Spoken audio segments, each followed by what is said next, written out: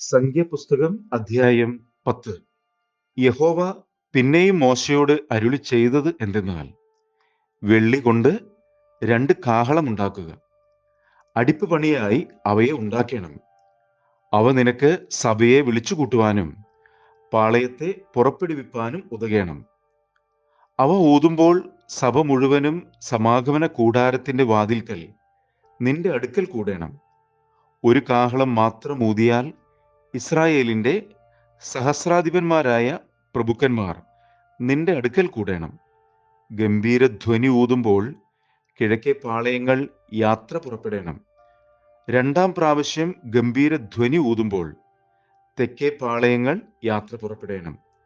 ഇങ്ങനെ ഇവരുടെ പുറപ്പാടുകൾക്കായി ഗംഭീരധ്വനി ഊതേണം.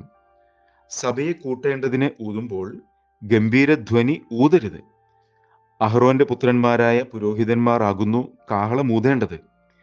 ഇത് നിങ്ങൾക്ക് തലമുറ തലമുറയായി എന്നേക്കുമുള്ള ചട്ടമായിരിക്കണം.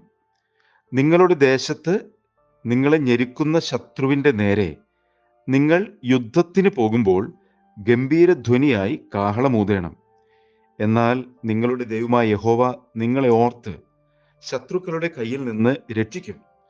നിങ്ങളുടെ സന്തോഷ ദിവസങ്ങളിലും ഉത്സവങ്ങളിലും മാസാരംഭങ്ങളിലും നിങ്ങൾ ഹോമയാഗങ്ങളും സമാധാനയാഗങ്ങളും കഴിക്കുമ്പോൾ കാഹളമൂതണം.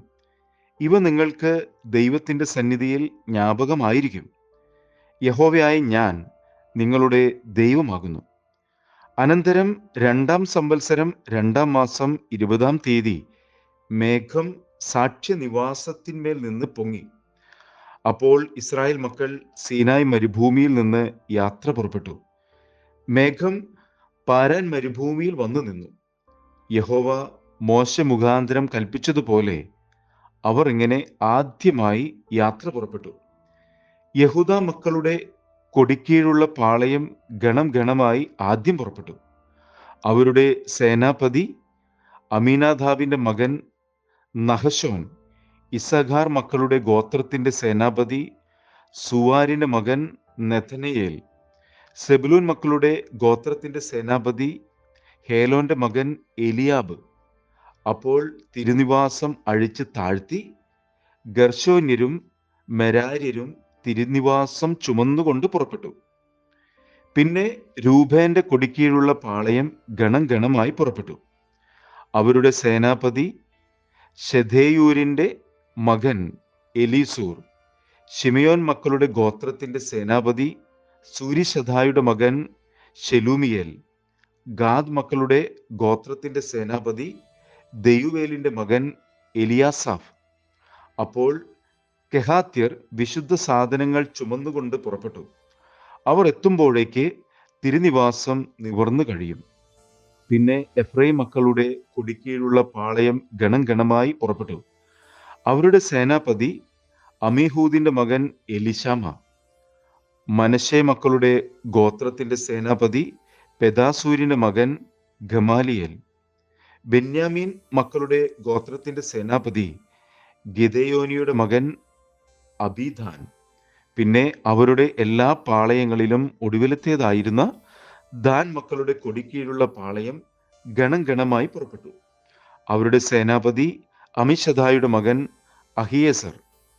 ആശേർ മക്കളുടെ ഗോത്രത്തിന്റെ സേനാപതി ഒക്രാന്റെ മകൻ പഗിയേൽ. നഫ്താലി മക്കളുടെ ഗോത്രത്തിന്റെ സേനാപതി ഏനാന്റെ മകൻ അഹീര. ഇസ്രായേൽ മക്കൾ യാത്ര പുറപ്പെട്ടപ്പോൾ ഗണം ഗണമായുള്ള അവരുടെ യാത്ര ഇങ്ങനെയായിരുന്നു.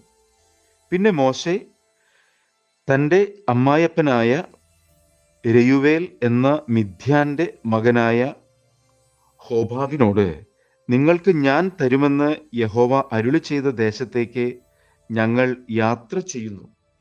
യഹോവ ഇസ്രായേലിന് നന്മ ചൊല്ലിയിരിക്ക കൊണ്ട് നീ ഞങ്ങളോട് കൂടെ വരിക, ഞങ്ങൾ നിനക്ക് നന്മ ചെയ്യുമെന്ന് പറഞ്ഞു. അവൻ അവനോട്, ഞാൻ വരുന്നില്ല, എൻ്റെ സ്വദേശത്തേക്കും ചാർച്ചക്കാരുടെ അടുക്കിലേക്കും ഞാൻ പോകുന്നു എന്ന് പറഞ്ഞു. അതിന് അവൻ, ഞങ്ങളെ വിട്ടുപോകരുതേ, മരുഭൂമിയിൽ ഞങ്ങൾ പാളയമിറങ്ങേണ്ടത് എങ്ങനെയെന്ന് നീ അറിയുന്നു. നീ ഞങ്ങൾക്ക് കണ്ണായിരിക്കും. ഞങ്ങളോട് കൂടെ പോന്നാൽ യഹോവ ഞങ്ങൾക്ക് ചെയ്യുന്ന നന്മ പോലെ ഞങ്ങൾ നിനക്കും ചെയ്യും എന്ന് പറഞ്ഞു. അനന്തരം അവർ യഹോവയുടെ പർവ്വതം വിട്ട് 3 ദിവസത്തെ വഴി പോയി. യഹോവയുടെ നിയമപെട്ടകം അവർക്ക് വിശ്രാമ സ്ഥലം അന്വേഷിക്കേണ്ടതിന് 3 ദിവസത്തെ വഴി മുമ്പോട്ട് പോയി. പാളയം പുറപ്പെട്ടപ്പോൾ യഹോവയുടെ മേഘം പകൽ സമയം അവർക്ക് മീതെ ഉണ്ടായിരുന്നു. പെട്ടകം പുറപ്പെടുമ്പോൾ മോശെ, യഹോവേ, എഴുന്നേൽക്കണമേ, നിന്റെ ശത്രുക്കൾ ചിതറുകയും നിന്നെ പകയ്ക്കുന്നവർ നിന്റെ മുമ്പിൽ നിന്ന് ഓടിപ്പോവുകയും ചെയ്യട്ടെ എന്ന് പറയും. അത് വിശ്രമിക്കുമ്പോൾ അവൻ, യഹോവേ, അനേകമായിരുന്ന ഇസ്രായേലിന്റെ അടുക്കൽ മടങ്ങി വരേണമേ എന്ന് പറയും.